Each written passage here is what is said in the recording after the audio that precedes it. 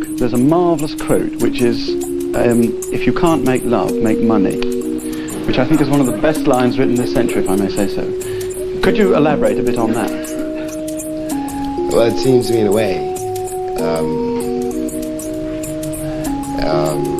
to begin to sum up all of the dilemmas I see it of the Western nations, which have made a great deal of money at the price of love.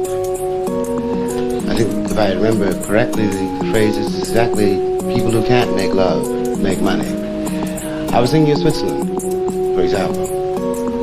At one point in my life, I had to go from Istanbul to Lausanne.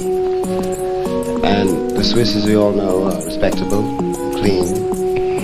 And it doesn't matter to the Swiss who loses or wins what war. Every time I went there, they were building a new bank. And you sneeze, on the stink of gold dust. Istanbul, on the contrary, is a very poor country, very poor people. And when I was living in Istanbul, I don't want to be romantic about poverty, it's not pretty. Nevertheless, the Turks, the people I was dealing with, who had nothing, reminded me of the people I grew up with who had nothing, who would give you anything, everything.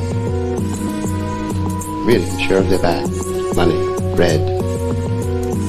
And you fly from Istanbul to Lausanne, and you find yourself in this alabaster setting, this kind of New Jerusalem, where nobody will give you the time of day, and the Swiss don't even speak to each other.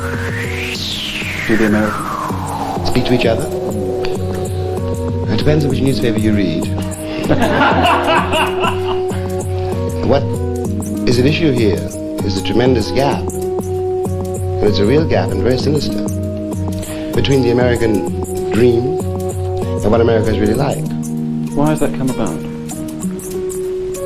It's come about in many ways, but to go back to people who can't make love and make money,